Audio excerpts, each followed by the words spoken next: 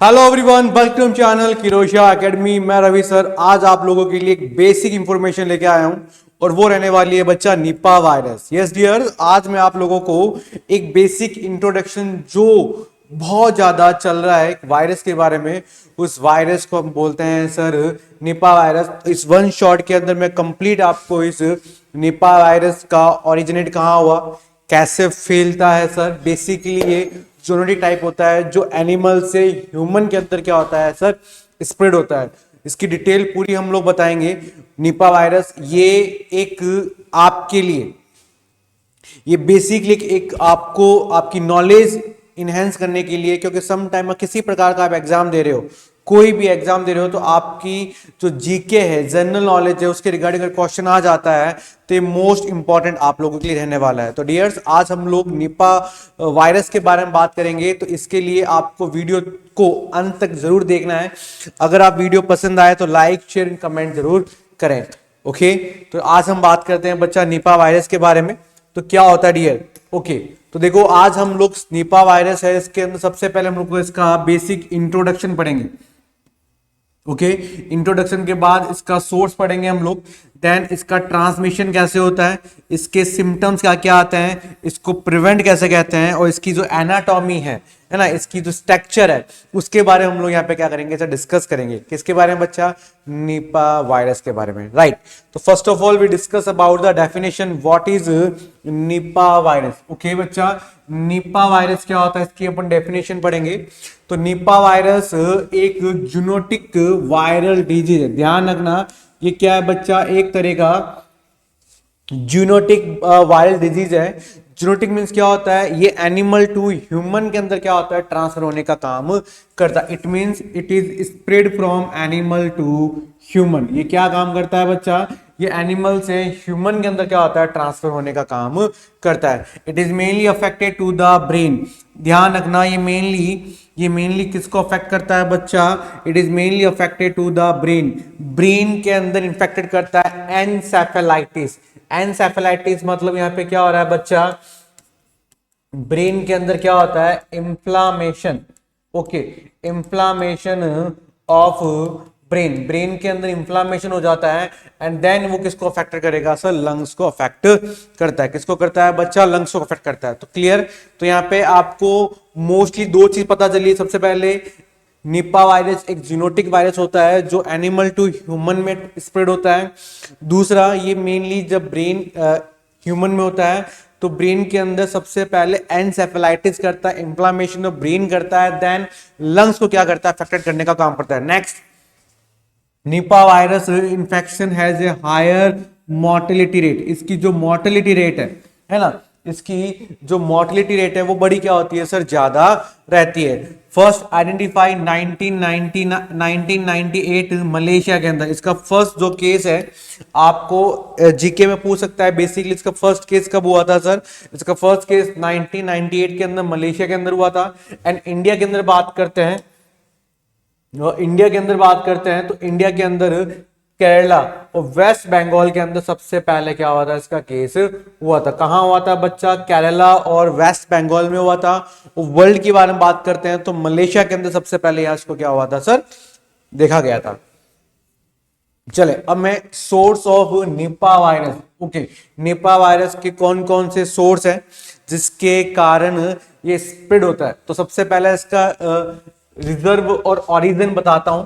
इसकी जो ओरिजिन मतलब यहाँ पे हुए है सर उत्पत्ति। ओके, इसकी जो उत्पत्ति है, इसका नेचुरल जो होस्ट है वो है फ्रूट बाइट, है ना, फ्लाइंग फॉक्स, है ना, बैट, फ्रूट बैट, जो चमगादड़ होते हैं वो जो फ्रूट खाते हैं उससे होता है। वो वायरस स्प्रेड सलाइवा, यूरिन और फेसिस ऑफ बैट। जो चमगादड़ होता है, बैट मतलब चमगादड़। ओके, जो चमगादड़ होती है उस चमगादड़ की पॉटी, यूरिन, सलाइवा है, उससे निपा वायरस है वो क्या होता है? स्प्रेड होता है। अगर आपसे बेसिकली कोई पूछ ले कि बच्चा निपा वायरस है वो किससे स्प्रेड होता है, फैलता है, तो डियर किससे होगा बच्चा? किससे होगा बच्चा? वो यस, फ्रूट बैट, जो बैट होगी वो खाएगा, तब उस जब वो चमगादड़ उस फ्रूट को खाएगी तो उसके सलाइवा, उसका यूरिन, उसकी पॉटी वहां पे लग जाएगी, तो उससे इन्फेक्ट होगा। And how to human get infected? अगर वो खा रहा है कोई दिक्कत नहीं, खा कौन रहा है सर? खा तो रहा है कौन, चमगादड़। और ह्यूमन कैसे इन्फेक्टेड होगा, eating fruit contaminated by the bat. अगर वो फूड अब कौन खाएगा, इंसान खाएगा, तो वो वायरस किसके अंदर चला गया है, ऐसा इंसान के अंदर चला गया है। Drinking raw that palms pain and contact with infected animal or a human, okay. साथ ही साथ अगर आप इन्फेक्टेड एनिमल्स हैं उससे ह्यूमन के अंदर ट्रांसफर होने के चांसेस क्या रहते हैं, ज्यादा रहते हैं। तो सबसे इंपॉर्टेंट निपा वायरस किससे फैलता है, बैट से फैलता है, चमगादड़ से फैलता है, उसकी सलाइवा से, उसके यूरिन से, और साथ ही साथ उसके फिसिस से ये फैलता है। Clear, okay, right, this is bat, okay. Hi hi hi, चमगादड़, ओके बच्चा, दिस इज बैट है, इसके यूरिन पॉटी से फैलता है। इज द क्लियर, यस, बहुत अच्छे। चले next, most of transmission, okay. Transmission के बारे में बात करते हैं कि ट्रांसमिट कैसे होता है बच्चा, ओके। किसके बारे में बात कर रहा हूं मैं यहाँ पे, राइट, मैं किसके बारे में बात कर रहा हूं, मैं यहाँ पे ट्रांसमिशन के बारे में बात कर रहा हूं कि ट्रांसमिशन क्या होता है। तो how Nipah virus spread bat to human, bat चमगादड़ से ह्यूमन के थ्रू होगा, या एनिमल में पिग से कहां जाएगा, ह्यूमन में जाएगा, and human to human close contact, okay. अगर human to human close contact होगा तब भी इसका ट्रांसमिशन फैल सकता है। Is the clear. तो how to Nipah virus spread, bat से ह्यूमन में हो सकता है, पिग मतलब सुअर से ह्यूमन में हो सकता है, एंड ह्यूमन टू ह्यूमन के अंदर ये ट्रांसफर हो सकता है। एंड हाउ टू, सेकंड क्या कह रहा है sir, human to human spread occur through. अगर मैं ह्यूमन से ह्यूमन के अंदर बात कर रहा हूं तो कैसे वो यहाँ पे क्या होगा, ट्रांसफर होगा, respiratory droplet, okay, like wheezing, okay, जब क्लाइंट छींक करेगा, लाइक टॉकिंग, जो वो क्या करेगा बच्चा, बात करेगा, लाइक कफ, जब वो कफ करेगा तो इससे स्प्रेड होने के चांसेस ज्यादा रहेंगे। बॉडी फ्लूइड है उससे ज्यादा रहेगा, डायरेक्ट कांटेक्ट है उससे ज्यादा रहेगा। And health care worker are a highly risk, और साथ ही साथ जो हेल्थ केयर वर्कर होते हैं वो बड़े हाईली क्या होते हैं सर, रिस्की होते हैं, है ना। किससे बच्चा, निपा वायरस है, ओके। तो ओके, तो रेस्पिरेटरी ड्रॉपलेट जो होता है उससे men to men and human to human क्या होता है, स्प्रेड होने के चांसेस जो वो क्या रहेंगे बच्चा, ज्यादा रहेंगे। Clear, okay. तो निपा वायरस है बच्चा। तो यहाँ पे हम लोग, अगर मैं ये निपा वायरस है, ओके, ये निपा वायरस है, और Nipah virus spread mainly through the fruit, है ना, बाइट करेगा बैट, जिसके कारण क्लाइंट को क्या होगा बच्चा, फीवर आएगा, क्लाइंट को क्या होगा बच्चा, हेडेक होगा, सर दर्द होगा, डिफिकल्टी टू ब्रीदिंग, क्योंकि ये लंग्स को भी क्या करता है बच्चा, अफेक्टेड करता है। अफेक्टेड मतलब प्रभावित करता है, ओके। कफ एंड शोर, गले में खरखराहट, कफ आएगा सर, क्लाइंट को डायरिया हो जाएगा, दस्त, ओके, दस्त ज्यादा लगेगी, क्लाइंट को वॉमिटिंग, उल्टी होना स्टार्ट हो जाएगा बच्चा, मसल्स पेन होना स्टार्ट हो जाएगा बच्चा, क्लाइंट को कंफ्यूजन और डिसओरिएंटेड, ओके, कंफ्यूजन और डिसओरिएंटेड होना स्टार्ट हो जाएगा बच्चा, है ना। स्लवरिंग स्पीच हो जाएगी, बोल नहीं ढंग से। सीजर्स मतलब मेरे क्लाइंट को क्या आएगी बच्चा, मिर्गी आएगी।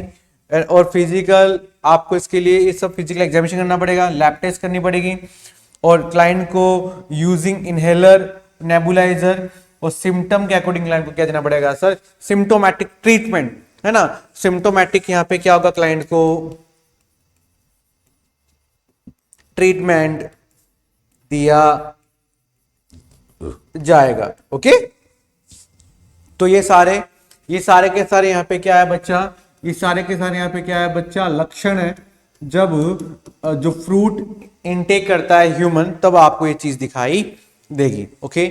चलिए नेक्स्ट, इंक्यूबेशन टाइम पूछ रहे हैं कि इसका जो इंक्यूबेट टाइम है वो कितना होता है, राइट। जैसे मैं बात करता हूं कोविड, आपने कोविड के बारे में पढ़ा था, तो कोविड का जो इंक्यूबेशन था 14 डेज का था, आप सभी को पता, क्योंकि बाहर से आता था तो 14 दिन उसको क्वारंटाइन कर देते थे, राइट। तो क्वारंटाइन किया जाता था कि उस दौरान वो इंक्यूबेशन टाइम है, उसके सिम्टम्स और आएंगे तो आपको पता लग जाएगा। तो ये इसका भी जो इंक्यूबेशन टाइम होता है वो भी यूजुअली 4 to 14 डेज था, सेम एज कोविड, कोविड का भी 14 डेज का था, तो इसका भी ऑलमोस्ट है, वो कितना होता है बच्चा, 14 डेज का रहता है। It can extend up to 45 days, okay 14 days तक तो ये, लेकिन 45 डेज तक भी क्या हो सकता है, एक्सटेंड हो सकता है। पेशेंट में have no symptom during this period, yes या no, okay patient have no symptom during, इस दौरान, इस इंक्यूबेशन के टाइम क्लाइंट के अंदर किसी प्रकार का सिम्टम्स है, लक्षण है, वो आपको दिखाई नहीं देंगे। Just after incubate time complete होगा तब आपको यहाँ पे क्या होगा, उसके लक्षण दिखाई देना स्टार्ट कर देंगे, ओके। तो ये फ्लो एक चार्ट के फ्लो में बनाया है, जैसे ये फ्रूट्स है यहाँ पे बच्चा, ये फ्रूट्स है, और ये यहाँ पे क्या है बच्चा, बैट्स है, ये फ्रूट बैट इट कर रही है, और इसी फ्रूट्स को अगर हम ह्यूमन खाएगा तो डेफिनेटली इसको होगा। और अगर मैं पिग की बात करता हूं, है ना, ये फ्रूट यहां पर है, ये फ्रूट्स थे, ये फ्रूट्स के यहाँ क्या किसने खाया, सुअर ने खाया, ओके सुअर पिग खाया, पिग का पॉर्क होगा, ओके वो पॉर्क कौन खाएगा, ह्यूमन खाएगा, तो इनडायरेक्टली ह्यूमन यहाँ पे क्या हो गया बच्चा, इन्फेक्टेड हो गया, ओके तो डायरेक्टली भी हो सकता है और इनडायरेक्टली भी हो सकता है। इन शॉर्ट ह्यूमन का इन्फेक्टेड होना 100% रहेगा, ह्यूमन यहाँ पे 100% क्या रहेगा बच्चा, इन्फेक्टेड रहेगा। Is the clear? चले नेक्स्ट, अब मैं क्लिनिकल फीचर्स सिम्टम्स वही बता रहा हूं। अगर अर्लियर सिम्टम, दो पार्ट में डिवाइड किया, एक तो अर्लियर और एक सीवियर, घातक, ओके है ना, सीवियर और अर्लियर। अगर अर्ली में फीवर होगा, हेडेक होगा, मसल्स पेन, वॉमिटिंग और सोर थ्रोट। घातक में डिजीनेस होगी, कंफ्यूजन होगा, कॉन्शियसनेस अल्टर हो जाएगा, मिर्गियां आएगी, कोमा में चला जाएगा, डिफिकल्ट इन ब्रीदिंग, क्लाइंट को डिप्सनिया हो जाएगा, मेडिकल टर्म में उसको डिप्सनिया कहते हैं। क्लाइंट को सांस लेने में क्या आएगी बच्चा, दिक्कत आएगी, क्लाइंट को सांस लेने में क्या आएगी, दिक्कत आएगी।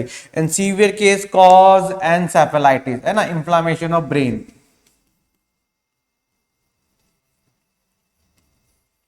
इंफ्लामेशन ऑफ ब्रेन, ये आपको यहां पे देखने को मिलेगा। क्लियर?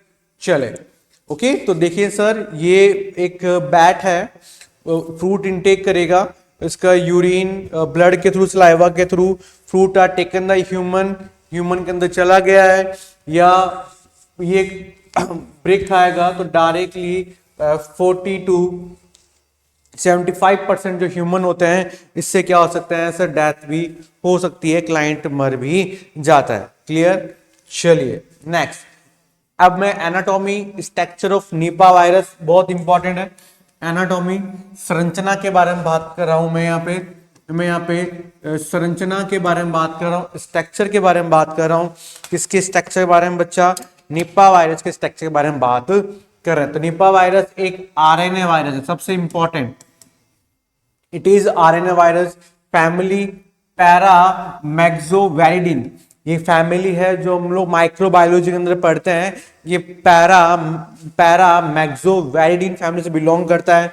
जीन हैनी पैवी वायरस, हैनी पैरी वायरस, यहाँ पे क्या रहता है सर, इसका जीन है। मेन कंपोनेंट आरएनए कोर होता है, वायरल एनवलप होता है, उसके सरफेस पे ग्लाइकोप्रोटीन GNF प्रोटीन यहाँ पे क्या रहता है, प्रेजेंट रहता है। These protein help the virus enter human cell, यही जो ग्लाइकोप्रोटीन है वो G और F प्रोटीन यह हेल्प करता है कि वायरस होता है वो फ्रूट से ह्यूमन के अंदर क्या कर ले बच्चा, एंटर कर जाए। क्लियर?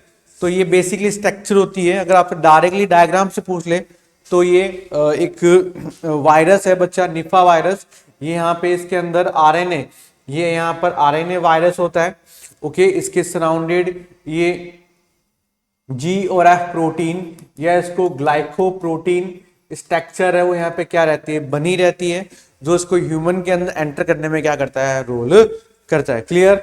चले ओके, और ये क्लाइंट के ब्रेन के अंदर एंटर करता है, जिससे क्लाइंट को एनसेफेलाइटिस होने के चांसेस जो वो क्या रहते हैं, ज्यादा रहता है। क्लियर?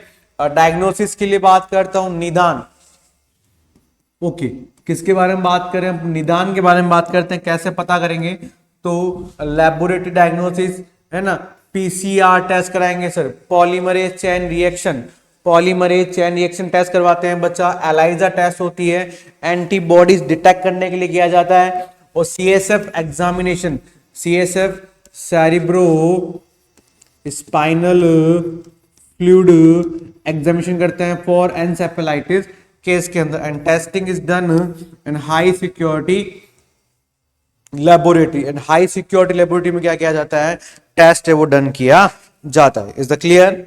चलिए नेक्स्ट ट्रीटमेंट की बात करते हैं ना। ट्रीटमेंट, यहां पे ट्रीटमेंट के ऊपर ने क्या बोला बच्चा, उपचार बोला, तो नो स्पेसिफिक एंटीवायरल ड्रग, किसी, क्योंकि वायरल है, आरएनए वायरस हो रहा है ना, इसके लिए कोई भी स्पेसिफिक एंटीवायरल ड्रग नहीं है, और ना ही कोई वैक्सीन अवेलेबल है।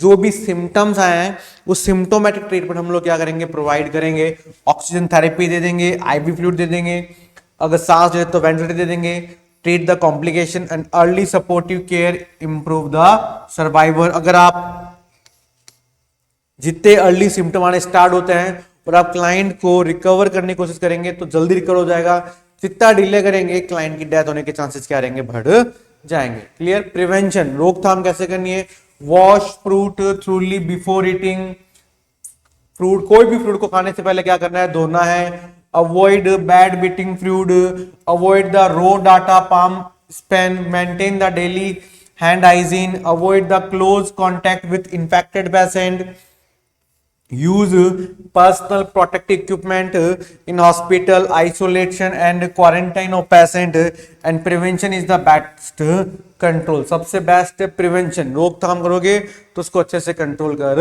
सकते हैं। कंप्रेशन, अगर मैं फीचर्स की बात करता हूं निपा वायरस और कोविड में सर, तो स्प्रेड निपा लिमिटेड है लेकिन कोविड रैपिडली फैलता है, मोर्टेलिटी इसकी ज्यादा होती है, इसकी कम होती है, वैक्सीनेशन इसके अवेलेबल नहीं है, अब इसके अवेलेबल हो गई है, ये ब्रेन को अफेक्ट करता है, पहले ये क्या करेगा सर, लंग्स को अफेक्ट करेगा। ये डिफरेंस है, difference between Nipah virus and covid. Okay, basic difference है, ये फीचर इनके आधार पर हमने क्या किया, डिफरेंट इसको किया, अच्छे से पढ़ लीजिए। ओके, तो बेसिकली हाईलाइट बताइए, एक जीनोटिक वाइल्ड डिजीज होता है बच्चा, fruit bat is the natural reservoir होता है, cause encephalitis, high fatality rate होती है, and no specific treatment, right. तो इसी तरह के वीडियो देखने के लिए आप हमें ज्वाइन कर सकते हैं किरोशा एकेडमी के इस ऑनलाइन प्लेटफॉर्म पे, और इस वीडियो को ज्यादा शेयर करें ताकि लोग अवेयर रहें, क्योंकि this is not a educational video, this is awareness है ना फॉर निपा वायरस। हमारा काम एजुकेशन के साथ साथ लोगों को अवेयर भी करना है, तो अवेयरनेस के लिए जरूर वीडियो देखें, like and share, one of only Kirosha academy.